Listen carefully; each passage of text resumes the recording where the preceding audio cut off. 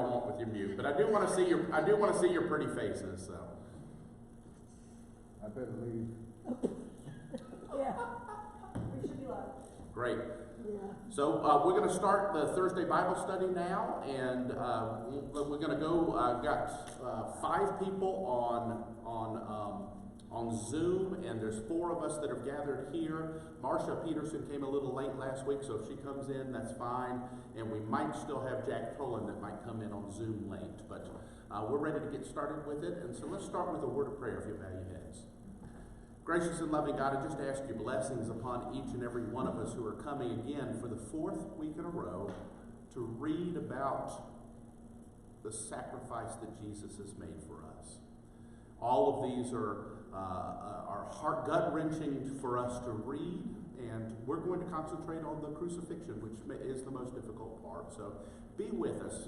More than any other Bible study, we need your Holy Spirit to be in our midst today. Be with us as we read and study your holy word together. Through Jesus we pray. Amen. Okay. So as I always do, but I don't want y'all to lag because this doesn't always look good on YouTube Live if we lag. But questions, comments, what we did is the Gospel of John chapters 13, is that right? Yep, 13 through 19. Huh? I thought it was Luke. No, Luke was last week. The homework for this week was John. John, you'll catch up. And we're going to kind of go through the overall thing, but we're going to concentrate on the chapter 19 tonight. So, but this is for all of John chapters 13 through 19. Any questions, comments, thoughts, concerns, and maybe less on chapter 19 since we're going to concentrate on that more. I'm opening the floor like I usually do.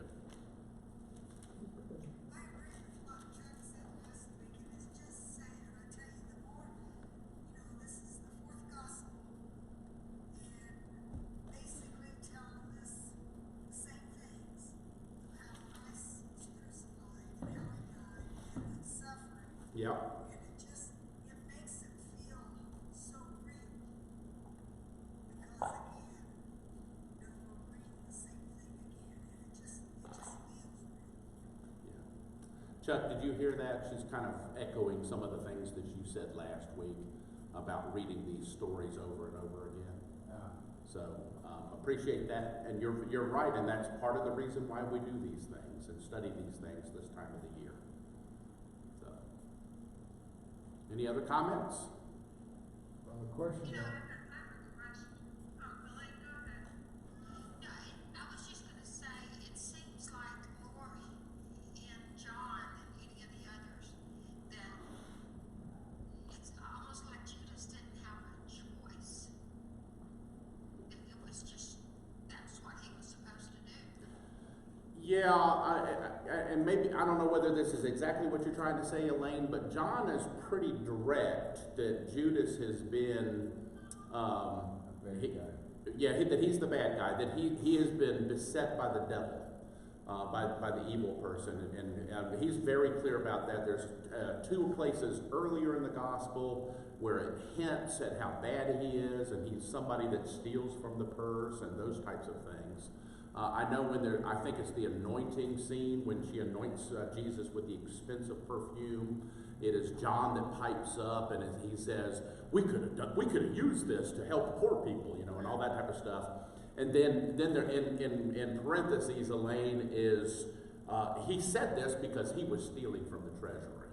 So John, you are absolutely right. John, in the Gospel of John, Judas is a bad guy kind of from the beginning. That may not be what you were talking about. Maybe what you're talking about is that this was his destiny or something like that. But maybe those are two of the same thing, or one of the same thing. Is that kind of what you were talking about, Elaine? Well, it almost seemed like he, not really, because to me, the way John tells it, it's almost like he had to do it, that there was not a choice of him changing over. Okay. That's just how I got it. Absolutely. Okay. Anybody else have comments about what Elaine said? Well, we're going to get to you, Joy. I don't know what you said, but one thing a question I had is Simon Peter when he drew his sword and cut off the ear of one of the soldiers. Hey, Marshall. And John doesn't say the restoration of his ear by Jesus. No, and I told you last week that Luke does that. But Luke does. Yeah. So did he or did he not? I guess he did in Luke. I mean, Heal the ear? yeah. Yeah. I mean, it's either just left off in the other three Gospels, but Luke's the only one that actually tells about the Yeah. healing. But this is what's neat, and I've been mentioning this to you because if we were to somehow or another do this type of Bible study in every single event of Jesus' life, these events are the ones that are the most similar across the four Gospels. In other words, in all four Gospels, somebody cuts off the ear of the servant of the high priest. Right. In all four Gospels. Matthew, Mark, that's all it says. In John, it tells us the name of the servant, Malchus. Right. And in Luke, it goes even a step further and tells us that Jesus bent down and healed his ear. Maybe not bent down, that might be from a movie. I watch a lot of these movies, so sometimes they stick in my brain. So, but that he touched his ear and it healed his ear. So, but that's true. Elaine's comment's still out there. Anybody have any thoughts on the fact that Judas, almost like divinely, there's nothing he can do. He's stuck to do what he's doing. Is that kind of, would that be a good summary of what you're saying? Yeah. Okay, anybody, last comments on that? Does anybody agree with Elaine or Well, disagree? that's or? absolutely correct. I think I keep saying that over and over. Exactly. I will say that does seem to be a theme that Bonnie has, and talking about Bonnie, I still have that, and I forgot to send that as an email when I emailed you guys earlier, I guess it was yesterday. When I emailed y'all yesterday, I forgot to send you the link to the website where Bonnie got that article last week. It was a neat article, and it has 4 or 5 different theories about why Judas did what he did. And one of those theories is exactly what you and Elaine are talking about right now. He doesn't have a choice. It's almost like God said, this is what Judas is going to do, and he's just going to do it. So, but that's what Bonnie's been talking about for a week or two now too. So, all right, Joy, your turn. I know Chuck has another question, but I'm going to let Joy go next. Joy, what did you want to bring up? I wanted to ask a question about, and I just refreshed my memory from communion. They were doing communion before Jesus died. What did it represent before? You know, on the Last Supper, he dipped the bread in the wine and he gave it to Judas and told him to do what he needs to do. Now, was it? That brought in the fact that they did communion before, so it represented something different than it does now. Okay, so there's 2 different things. So I just might need to get a little bit more information. Maybe can you point to a chapter and verse? Here. It was chapter 13. Yeah.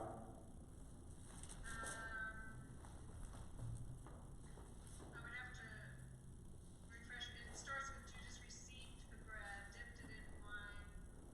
They had communion representing, you know, to me, my words, representing Jesus' blood shed for him and the bread of life. Told him to go do what he needs to do. Oh, wow. Okay, well, you're Verse 26. verse 20. Verse 26, thank you. And it just dawned on me that, you know, that communion didn't mean that then. What did it mean? All right, so I'm going to read from verse. First of all, there's a couple of interesting things here. I'm going to back up a couple of verses. We'll just read this for the whole group, so just listen. But I do have a question if this is wine. It is bread, but I do have a question whether it's wine, Joy. And so let's see if we can answer that. But let's go back to verse 24. It says, Simon Peter therefore motioned to him, this is talking about Judas, to ask Jesus of whom he was speaking. So while reclining next to Jesus, he asked him, Lord, who is it? You know what, I take that back. He's not talking to Judas there. I think he's talking to John. But anyway, Jesus answered, it is the one to whom I give this piece of bread when I have dipped it in the dish. And so when he had dipped the piece of bread, he gave it to Judas, son of Simon Iscariot. There's a couple of things that are going on there. One's the location of where the disciples are in relation to Jesus. Apparently, Simon Peter is too far away to really hear what Jesus had said. And so he's asking the person that's right next to Jesus, who in this case is John, what did he say? And of course Jesus must have heard that, because it's not like John has to say anything to Jesus.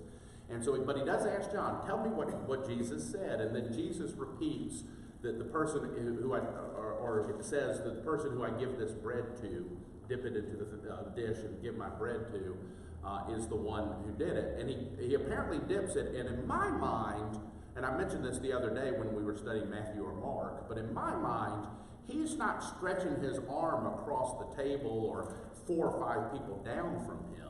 Remember, there's 12 of these disciples there.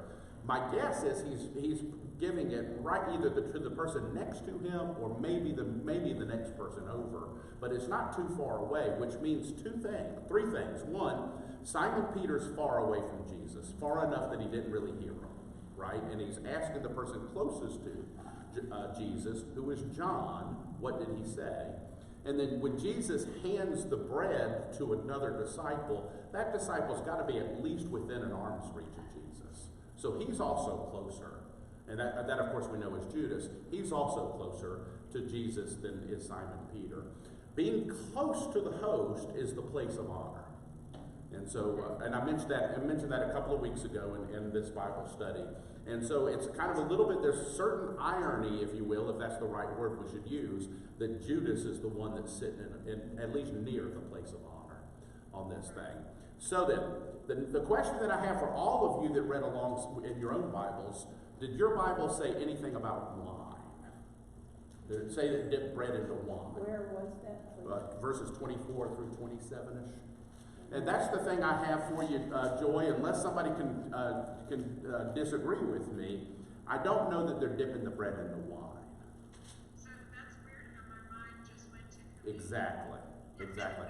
And I think that's exactly. And I think that, yeah, go ahead. Mine says that when he dipped it in the wine, he gave it to Judas. Are you sure it says wine in there? Well, it says, I give the bread, I dip in The bowl. The bowl, yes. the bowl. No, he didn't say Dish. All right, and so now we don't know specifically. Maybe they're dipping it into southern white gravy. You know what I mean? So we don't know what's in that bowl. We really don't know. But what we do know, and who was here? Was it Penelope? Oh no, it was Adonica Budd. A couple of weeks ago, we were talking to Adonica Budd about a Seder meal that she's been to. I've been to them before too, but it's been years since I've been to one. And she was mentioning to me that in that bowl was salt water, were the tears, and so all these different elements of the Seder meal, the Passover meal that they're eating here, have different symbolism. And so it could have been he's dipping it into the salt of tears, the kind of a salt water. I'm just joking that it's southern white gravy, but why not? You know, it wouldn't have sausage in it. It wouldn't have sausage in it because that wouldn't have been kosher. Or olive oil, exactly. It could have been something that actually would be tasty, like you go to an Italian restaurant now and you dip it in an olive oil and a balsamic vinegar thing. They might have had something that Jewish people did that it was just tasty to dip it in. And then you drink your wine. But you do drink your wine, but it is really interesting, and I'll say a couple of things about communion here in a second, but it's really interesting that, Joy, you read into that. And when Gwen was rereading it, I think she was also reading into it. But what I find interesting about that is the power of communion for all of us. I mean, it's a powerful thing, and it kind of sticks with us as Christians. So I appreciate y'all bringing that up. My guess is, though, the earliest communion did not do intinction. And I may be wrong about this. I haven't studied this too deeply, Joy.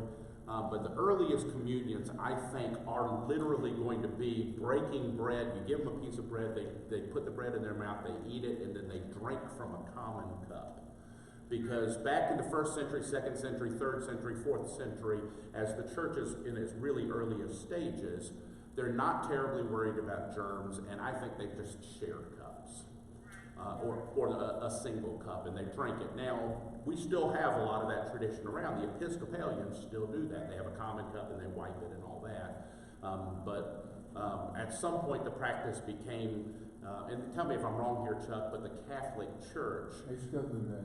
was really only giving people the bread for a while, and they didn't give them the drink. Yes, The wine was reserved for They the drink priest. all from the same cup and they wipe it. Yeah, okay. It's like the Episcopalian. Okay, so I would be shocked if the practice of intinction, which is what we do, more often than not, I do different things, but I've never done a common cup. The practice of intinction would have been actually practiced that far back. So, okay.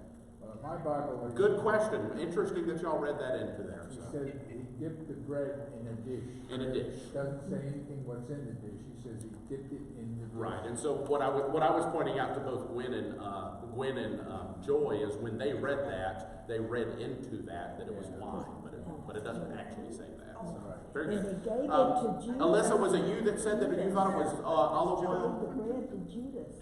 Okay. It might have been Madonna. Madonna probably likes really tasty stuff, so. I'm hoping that it was something like olive oil and balsamic vinegar and some Middle Eastern spices or something like that, and they had at least a halfway decently tasting good meal. So, all right. What other questions or comments or thoughts that y'all have? This is a good discussion so far. Well, you know, back then they drank wine all the time, so why wouldn't it be wine? They do drink wine, but the question I have is, were they in the practice of dipping things into that wine yet? Yeah. Now, but they were in the practice because Jesus actually does this, not as much in John as he did Matthew, Mark, and Luke, but he said when he broke the bread, "This is my body, this is my blood." And so they did do bread and wine, but to actually dip them was the question that I had. So I think there's something else in that. Anything else? The question I was going to ask is in 18. Yeah, go to chapter 18. Chuck has a question about some language that Jesus uses. Yeah, under 11. And it actually goes with our last discussion. When he tells Peter to put the sword back into the sheath, I am not to drink the cup that the Father has given me. And I don't understand what he means by drink the cup. Okay, so y'all may not have heard him on Zoom, so I'm going to repeat what Chuck said, but if you look at chapter 18, verse 11, and this is after the high priest's ear has been cut off, Jesus says to Peter, "Put your sword back into its sheath. Am I not to drink the cup that the Father has given me?" And so I'm paraphrasing Chuck here, but that's a kind of a weird phrase, and he would like to know a little bit more about what that means. So sharing that to everybody in the group. Wasn't that just a catch-all cup where he was just referring to everything that was going to happen to him? As the cup. Yeah. Okay. So the short answer, Bonnie's response was, is that just not a euphemism, a catch-all euphemism for, this is a trials, is that not just a euphemism that Jesus used for the trials that he was going through? My guess is it became a euphemism because it's in the Gospel of John. And so we now use it as a euphemism. I got a drink of that cup. I got to go through this difficult time. But I think that's because the Bible has had so much influence on Western culture over the last 2,000 years that has become our interpretation of that. I'm not saying that you're wrong. Obviously, when he says, "I got to drink of the cup," he's talking of, I got to follow the directions that God has given me. He obviously is talking about that, but to call it a euphemism, we wouldn't know that 2,000 years later that it was already a euphemism. But he asks that. I've got a different idea of what it might be, though. He asks that in the form of a question. He says, "Am I not to drink the cup that the Father has given me?" Right. So it's a question. But it's also a rhetorical question. The answer is obviously, the Father has given me the cup. I'm supposed to be obedient and drink it. Do you not read that the same way? Well, I'm trying to. But what's the cup? What's the cup? Okay. Ish. So we don't really know, and Bonnie could be very well, she could be absolutely right. It could have already have been some type of euphemism that people use. They drank wine on a regular basis. They obviously did at Seder meals, and so they drank wine as representative of their faith and their religion. So maybe it does have something to say, this is the cup that God has given me and I'm to drink it. There's a cup of salvation, and there were 5 different cups at the Seder meal, so he is to drink of it. And so maybe Jesus is pulling that from those religious rituals and saying just exactly what you said. Or maybe it's more like what I said, that it's become more important to us over the course of the last 2,000 years because we find it Jesus actually saying that. We've done a lot of that. There are a lot of things that we say because it's in the Bible.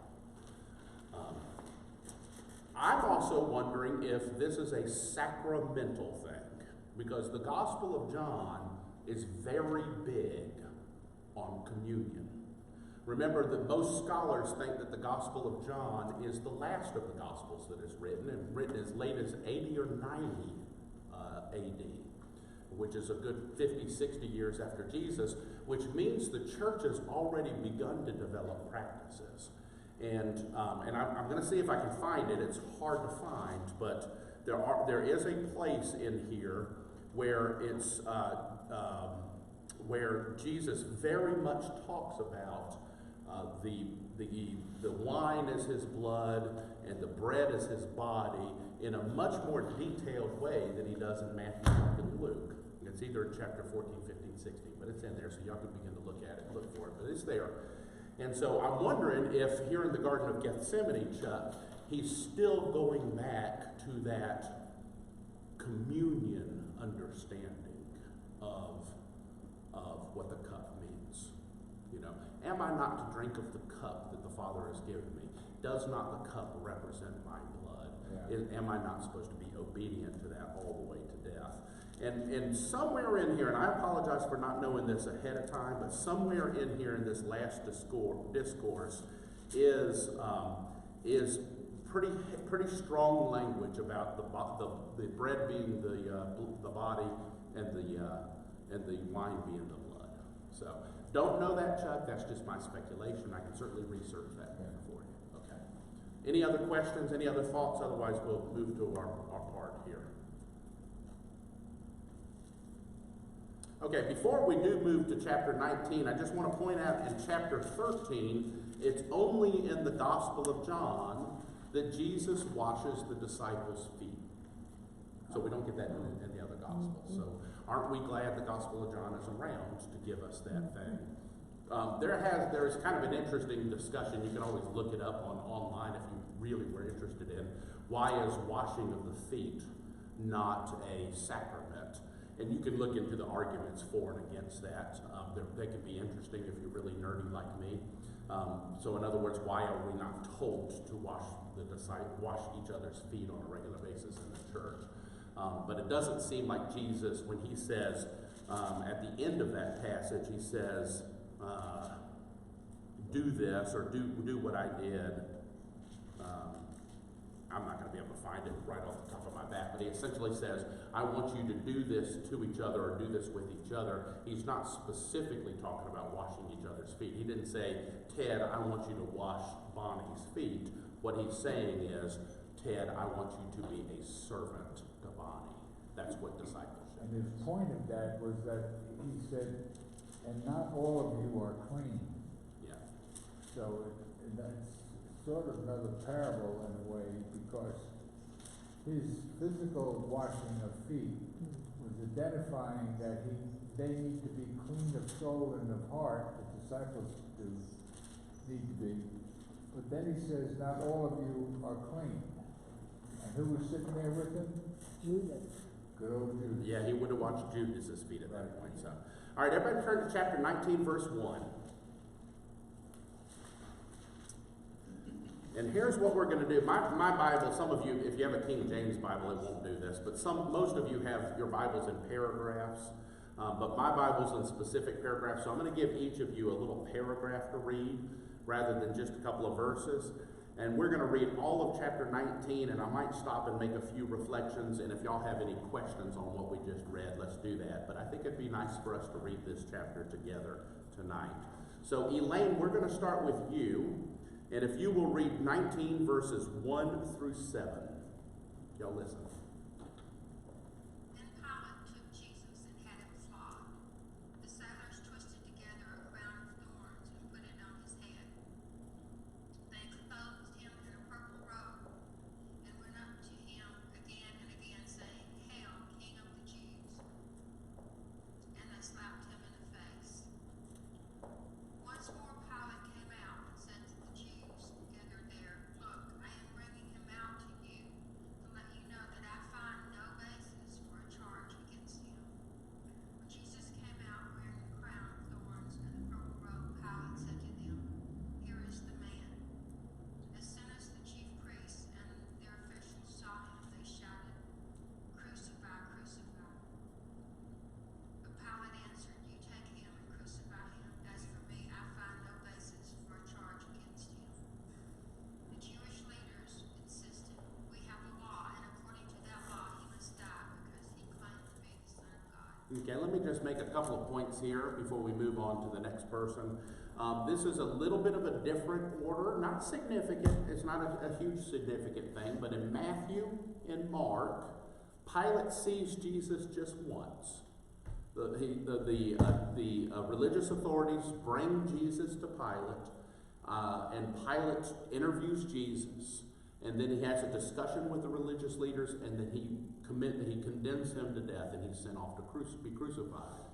And before he goes off to be crucified, he's flogged. But Pilate only sees Jesus once. He condemns him to death, and then the soldiers take Jesus and they flog him. There might be the whole thing about crown of thorns and robe and all that in that section as well. And then they take him directly to be crucified. It's not like he goes back to Pilate. John has him, and you can kind of tell why, because here in John, Pilate really doesn't want to do this. He's really fighting with the religious leaders. So we didn't read this part, but he's already seen Jesus once. They want him to do something about it. So what Pilate does is he sends him off to be flogged. And he's sent off to be flogged, and they put a crown of thorns on him, and they put a robe on him, and then he comes back to Pilate. And that's when Pilate has this discussion with the religious leaders. Pilate probably thought, well, if I send him off to be flogged and humiliated, maybe that'll make everybody happy, but it didn't. It didn't. And so when he comes back to Pilate, now they're saying, okay, we want you to kill him. And we can't do it because we're not allowed to do this. All right, so starting at verse 8, Madonna, if you'll do 8 through 12, Madonna. When Pilate heard this, he was even more afraid, and he went back inside the palace. "Where do you come from?" he asked Jesus, but Jesus gave him no answer. "Do you refuse to speak to me?" Pilate said. "Don't you realize I have power either to free you or crucify you?" Jesus answered, "You would have no power over me if it were not given to you from above. Therefore, the one who handed me over to you is guilty of a greater sin." From then on, Pilate tried to set Jesus free, but the Jewish leaders kept shouting, "If you let this man go, you are no friend of Caesar. Anyone who claims to be a king opposes Caesar." Okay, and so again, we're hearing a little bit more of a discussion and questioning on Pilate's side. Do I really need to do this? And the religious authorities kind of scream and holler, yes, you've got to do this. You're not a friend of the Caesar. What I find interesting in here, getting back to Elaine and Bonnie's comment, that it was kind of divinely ordained that Pilate was going to do this, is that Jesus specifically mentions in this part, the guiltiest person of all is the one who handed me over to you, and he's talking about Judas there. And so that's one of the challenges to it that I have to that theory. There are 4 or 5 theories in that sheet that you gave us. One of the challenges I have is I don't know that John would say that if Judas didn't have a choice here. Judas did something wrong, according to John. And we've seen that in other places where it tells us that Judas was invaded by Satan. Thank you, not the Holy Spirit. Okay, and invaded's not the right word, but I'm tongue-tied today. Okay, Alyssa, you're next, and we're going to do 13 through the first sentence in verse 16. 13 through 16. When Pilate heard these words, he brought Jesus outside and sat on the judge's bench at a place called the Stone Pavement, or in Hebrew, Gabbatha. Now it was the day of preparation for Passover, and it was about noon. He said to the Jews, "Here is your king." They cried out, away with him, crucify him." Pilate asked them, "Shall I crucify your king?" The chief priest answered, "We have no king but the emperor." Then he handed him over to them to be crucified. Okay. First of all, I've realized that I'm doing all the talking, so anybody have any questions or thoughts on that little section? See, y'all are a quiet bunch, so sometimes I have to do things. So that pavement, there are people, there's been archaeological excavations underneath Jerusalem, and they have found a first century large little stone section, almost like it's maybe not as large, but it's like the parking lot at our church here. And they, it's paved with plates or whatever. I'm not sure what, probably marble of some sort, but so it is actual. There is something there now, and so some scholars are saying, well, this is so big that this might be what they called Gabbatha, which means pavement in Aramaic. And so that's something that you can actually go visit in Jerusalem because they've excavated that. So let's keep going. She stopped in the middle of verse 16, and Gwen, I think you're probably next, or is it Joy? It is Joy. No, it's Gwen. Gwen, she stopped in the middle of 16, so you're going to do the middle of 16, and I'll give you a good section because we like to hear you read, through verse 25, or to the middle of 25. So they took Jesus. So they took Jesus away, carrying the cross by himself. He went to the place called,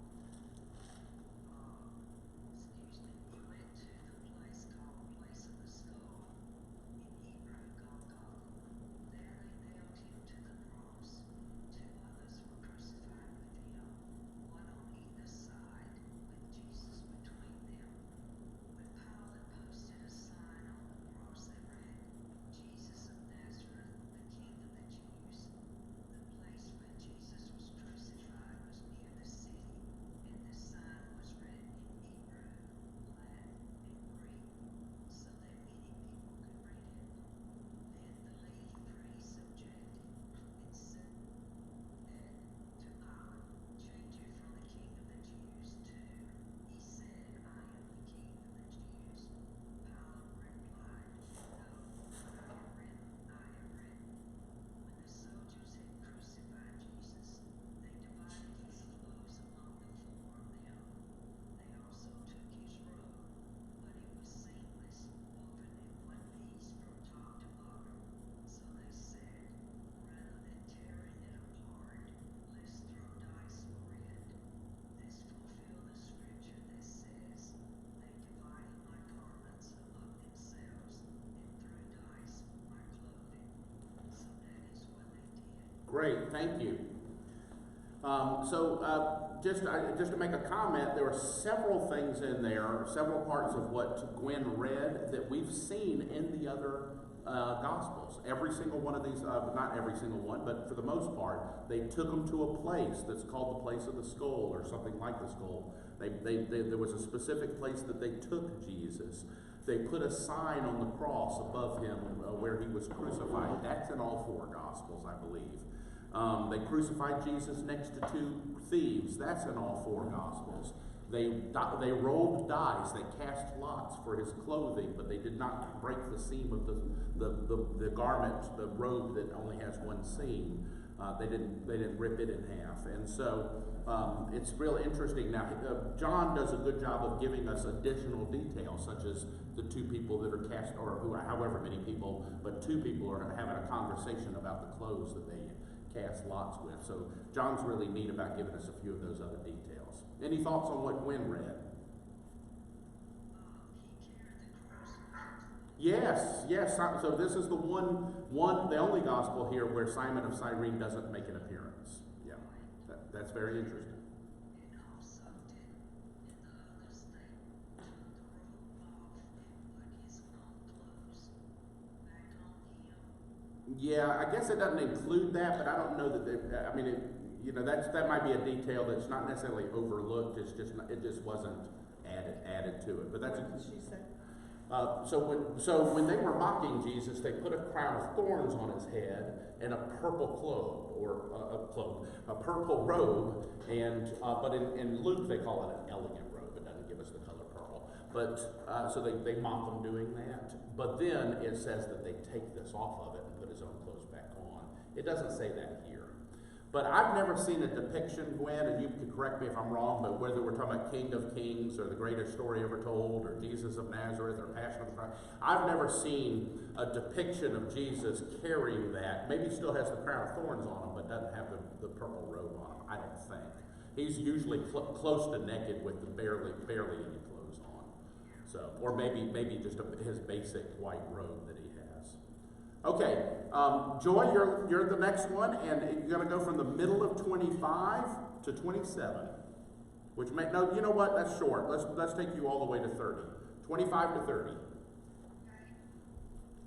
Near the cross of Jesus stood his mother's sister, Mary, the wife of Clopas, and Mary Magdalene. When Jesus saw his mother there, and the disciple he loved standing nearby, he said to her, "Woman, here is your son." And to the disciple, "Here is your mother." From that time on, the disciple took her into his home. Later, knowing that everything had now been finished, and so that the scripture would be fulfilled, Jesus said, "I am thirsty." A jar of wine vinegar was there, so they soaked a sponge in it, with the sponge on the stalk of the hyssop plant, and lifted it to Jesus' lips. When he had received the drink, Jesus said, "It is finished." With that, he bowed his head and gave up his spirit. Okay, so that's a pretty important section that Joy read because it's got 3 of the last 7 words of Christ that we typically talk about in the church right there. Not only this conversation between the mother and the disciple whom Jesus loved, but also the "I am thirsty" comment and "it is finished" comment. So that's 3 of those 7 that we talk about. Matthew and Mark only have 1. The one in being, my God, why have you forsaken me?" And they both have that one.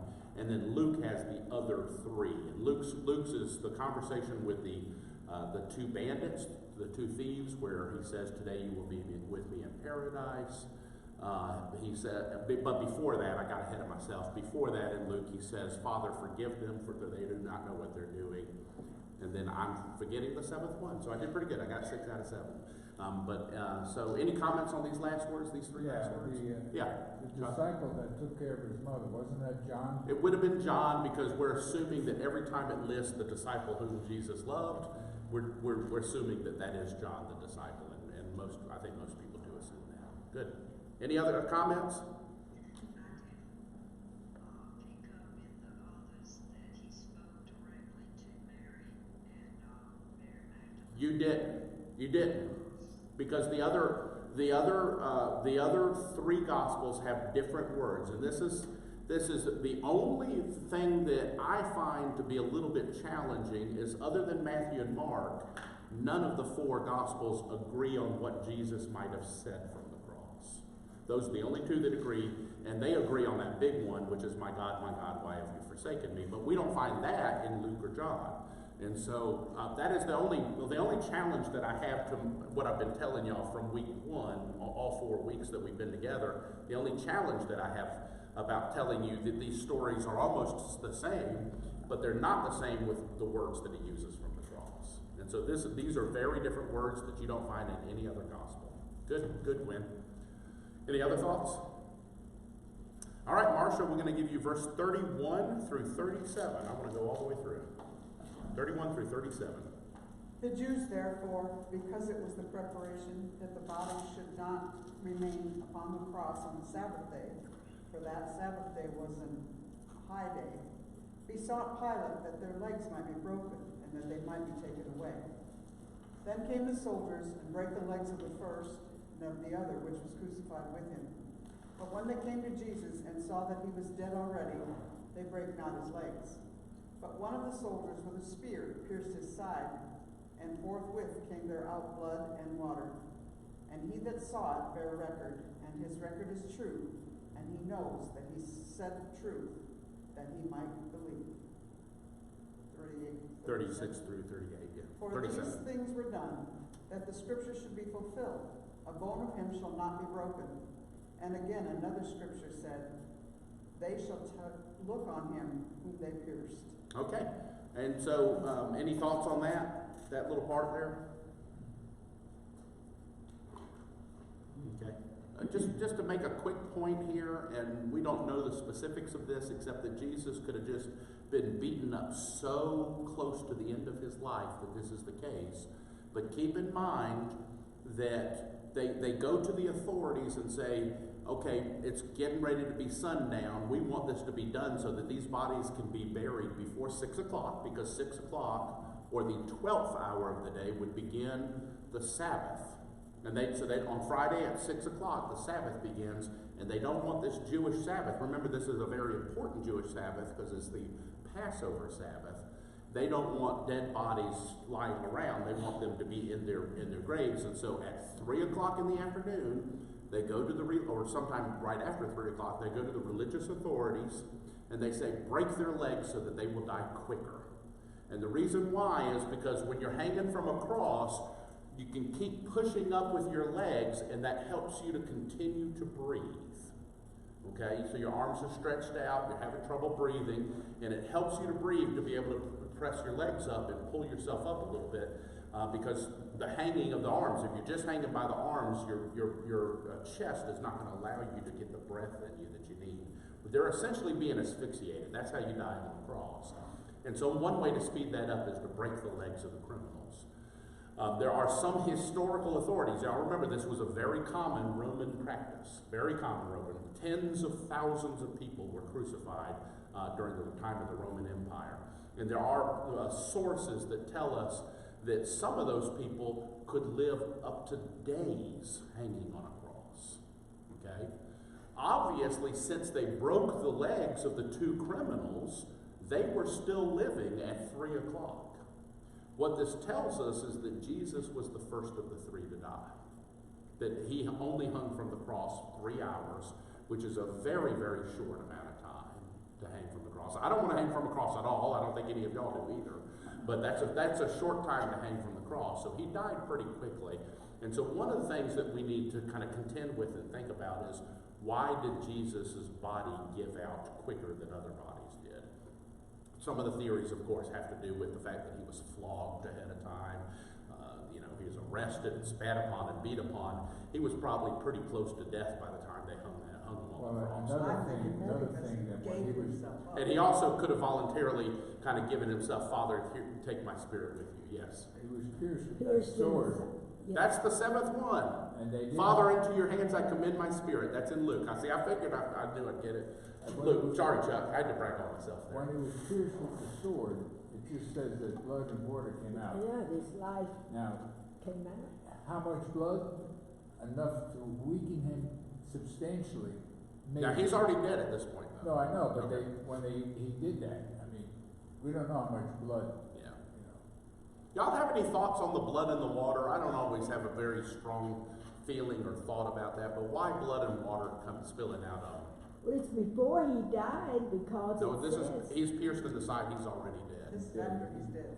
He went up the soldier. And what they're doing there is, if you pierce somebody in the side, if they're alive, you'll know that they're alive because you just poked them with a knife. Okay, it does say And that. that's what they're doing. They're testing whether he's alive. So. He's already dead. Right. Okay. And he's obviously high enough. I don't think the crosses that they used were as high as we sometimes see in the movie, but he's obviously high enough that they can't like reach to his face and everything and test whether he's alive. So, any thoughts on blood and water, what that represents, or does it mean anything to you guys? Well, we have, water is the, Cleansing thing? what did you say, water? Well, Living water? yeah. Oh, that's interesting. So Bonnie's reminding us that when he meets with the woman at the well in Samaria, he talks about himself as the living water. Okay. And that would not be outside of the realm of possibility for John, because he remembers all these different details here. There's a reason wine is all throughout the Gospel of John from the very beginning at the wedding in Cana. That's the second chapter. So wine is very, very important. Water is very, very important in John too. Light is very, very important in John. Remember, Nicodemus comes at night. He's going to come get this body in just a moment. We're going to read this. Bonnie gets to read this in a moment. But Nicodemus is going to be there during the day to get the body. So something's happened to Nicodemus. So there are a lot of themes that are and water being one of them. Thank you, Bonnie. What else? I thought it was interesting in Luke that many of the people who witnessed the crucifixion went away sad. And then one of the Romans offers us, Yes. surely this man was innocent. Where were you last week? You're talking about Luke again. But that's good. I like that. No, it's just compared. It is neat. It is interesting that this is one of the things that I thought about last week when I read that, Gwen, because they were very clear. They were very clear that the crowds that were around the cross were yelling insults at Jesus and spitting on him and doing awful things to him. But once he dies, not only the Roman soldier says, certainly this was the Son of God, but not only does that happen, but it says that many of them walked away very sad. What are they sad about? Are they sad that somebody died on a cross? Or are they sad or do they have regrets about how they treated them? Who knows? But that's a wonderful way to think about that. So, others? About the... Yeah. About the blood and the water. Yeah. Thinking, Jesus is the sacrificial lamb. And that was the way the sacrifices in the Old Testament, shedding the blood of the animal. And then they went to be cleansed. So I think it just represents that as well as, like Bonnie said, the cleansing and so forth. Well, the cleansing, and I assume you're talking about the cleansing of the body of the people. So one way that you spiritually cleansed yourself, and it is spiritual in both ways, but one way you spiritually cleanse yourself, if you're quote unquote unclean in Jewish tradition, was to offer a sacrifice at the temple on your behalf, and that was a way of cleansing yourself. I'm thinking that's what you're talking about, Joy. The other, but they did have something that were called mikvahs, and mikvahs were spiritual baths that they took. Now, I don't think they used these baths to actually put soap and water on and wash themselves, but it was a bath full of water, and you went down one set of stairs, you kind of walked through the bath, and then you came up another set of stairs, and both symbolically, but in some actual way, it probably cleansed your body off and made you clean. But it also was meant to cleanse your spirit as well. So that's a good point that you're picking out. There's that both blood and water in Jewish tradition represents a cleansing of the person. It's a good point. I hope that's the point you're making, Julie. Yeah, I was just thinking he is the sacrificial lamb. He is the sacrificial lamb. He's the one that offers the best sacrifice on behalf of all of us. So before I lose you guys, because we are limited in the amount of time that we have on Zoom, I'm going to let Bonnie read the burial of Jesus. So you can take verse 38 through the end of the chapter, Bonnie. Look for Nicodemus comes during the day. Afterward, Joseph of Arimathea, who had been a secret disciple of Jesus because he feared the Jewish leaders, asked Pilate for permission to take down Jesus' body. When Pilate gave permission, Joseph came back and took the body away. With him came Nicodemus, the man who had come to Jesus at night. He brought about 75 pounds of perfumed ointment made with myrrh and aloes. Following Jewish burial custom, they wrapped Jesus' body with the spices in long sheets of linen cloth. The place of the crucifixion was near a garden. There where there was a new tomb never used before. And so, because it was the day of preparation for the Jewish Passover, and since the tomb was close at hand, they laid Jesus there. Okay. I thought they laid him at Joseph's. You thought one of the Gospels does say that Joseph of Arimathea owned the tomb, but just because it doesn't say that here doesn't mean that's not the case. So, Joseph of Arimathea might have been a rich guy and owned a lot of tombs, so I don't know why. He's the one that went and got the body. Right. So. Yeah. But in this It says particular, that way. in this particular one, it says specifically because it was nearby. So, any thoughts on the last thing, the burial of Jesus? Well, Bonnie's reading said 70 pounds.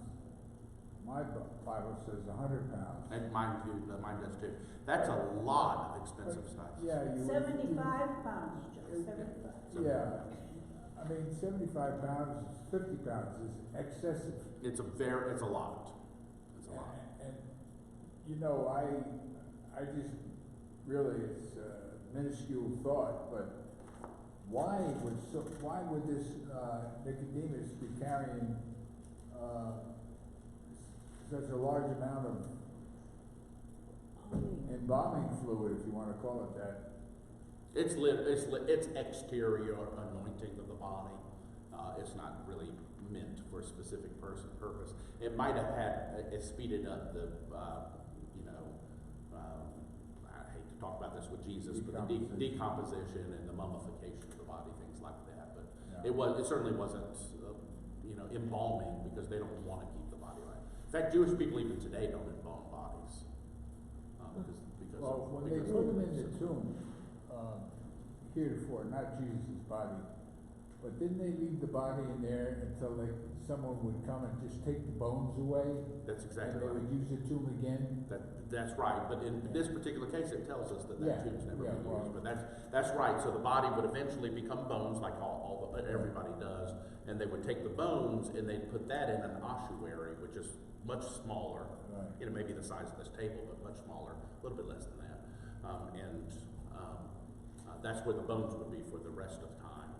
Keep in mind, remember that reminder that at the end of times, it's the bones are going to be raised from the dead and everything, and so that's why they're saving all this stuff and being very careful with it.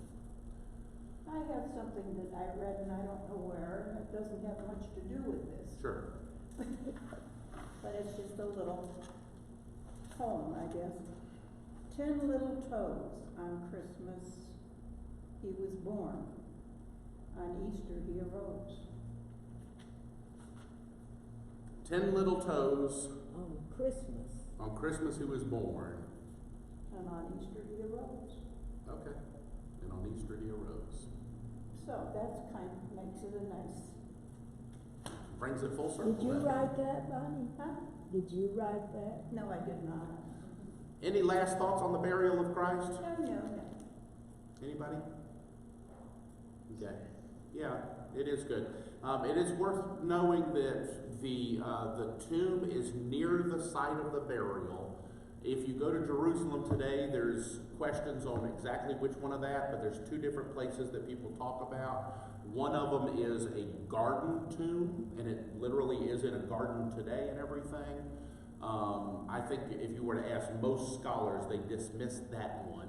So if you go to it, it's very pretty, and you could walk into the tomb and everything, and the stones rolled away and everything. But in the time of Jesus, the Jerusalem of the time of Jesus, that wasn't quite as close to the city. When that tomb was discovered in the 1800s, it was closer to the city, but the city had expanded by that time.